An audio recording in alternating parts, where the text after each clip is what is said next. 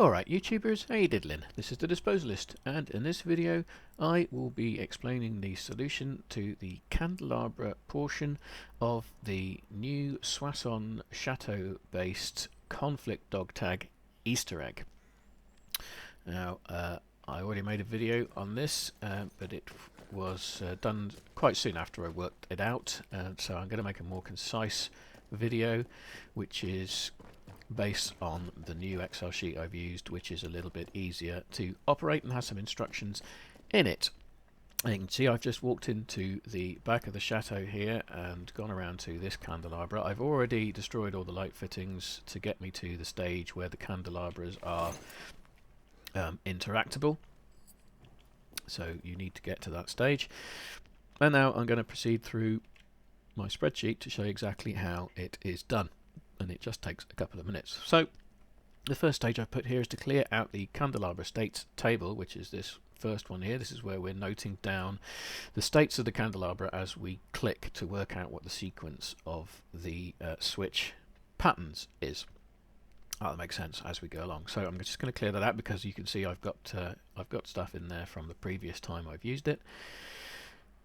And now I'm ready to go to the next stage. Click on one candelabra 7 times, each time running around and noting the lit candelabra in this candelabra states table. So I'm going to click candelabra 1. It doesn't actually matter to get the sequence, but I'm going to do number 1.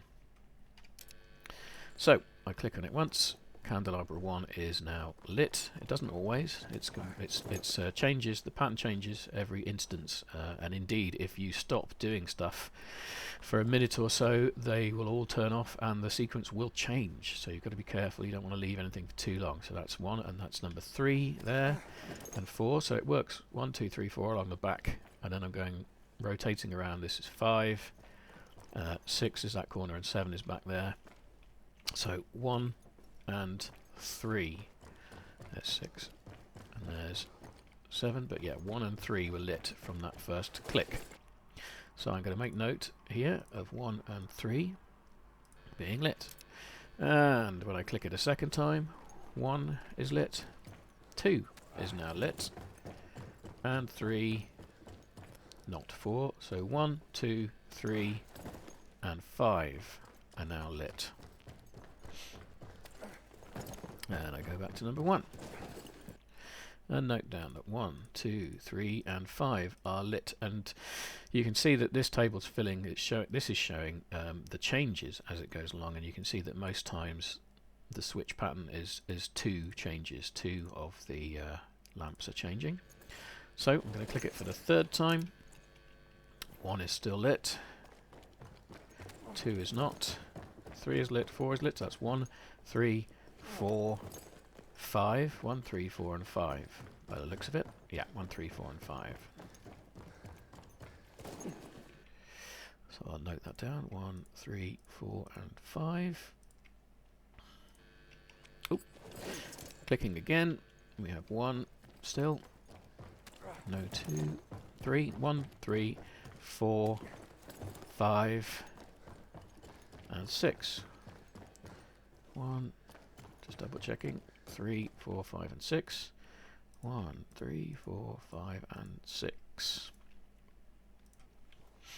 That was only 1 lamp changing. That does happen occasionally. 1, 4 and 5. That's 1, 4 and 5 this time. I feel like a bingo caller. 1, 4 and... Oops, no. I'm entering it in the wrong place. Ooh, undo, undo, undo. 1, 4 and 5. And 1 is not lit anymore, nor is 2, nor is 3. So we have 4 over there. We have 5 and 7 in the distance there. So 4, 5 and 7 now. 4, 5 and 7. And the last click, which gives us a complete pattern. It's a repeating pattern after 7 clicks. So 1 and 2 are not, 3 is not, 4 is lit.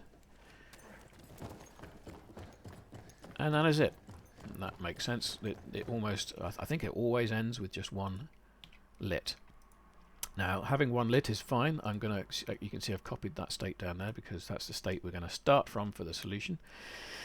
The next stage here, after it says the candelabra switches table automatically filling, showing at each click which candelabras were switched, usually 2, sometimes 1, just as I said, this auto fills. Next stage is to put ones under the green section of the which switches are needed table if you removed any before. You can see I have removed some before when I was working out my last solution.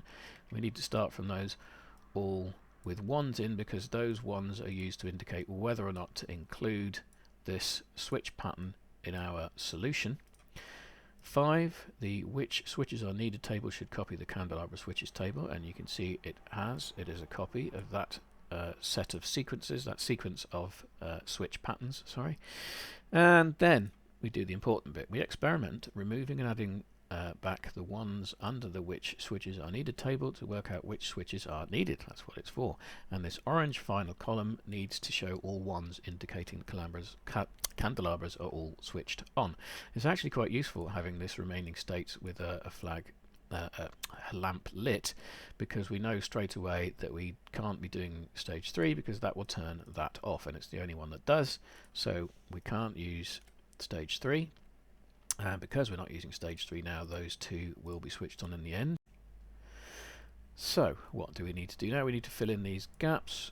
So 1 fills in some of those gaps, and then we have to fill in those 3, which we can do with that one, and then there's this which switches a single one, and there we have them all switched on. And what that means is that if we apply pattern 2, pattern 5 and pattern 6, all the lights will switch on.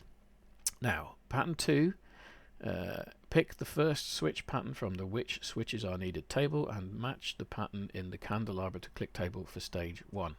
So we look in the stage 1 click table, and this will actually be the same. So click pattern 2, switch pattern 2 is candle 2 when it's stage 1. In stage 2, click pattern 5 is actually now 4, it moves back 1. This is the complicated bit that was difficult to work out for this solution.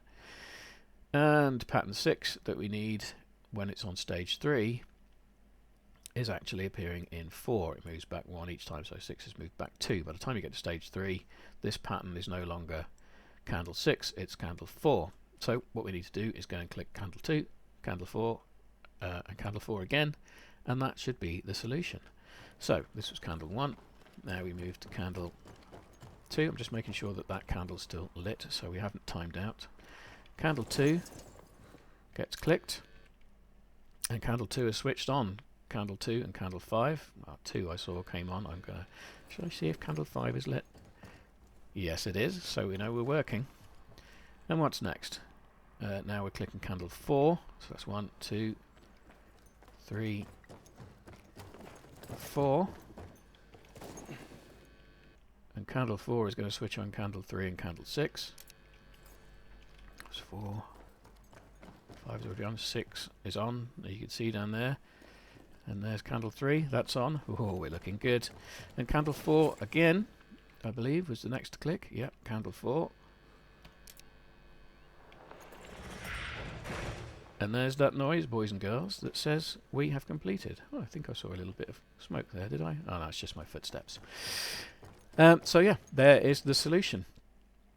As you can see there, yeah, I repeated steps 7 and 8 for each one.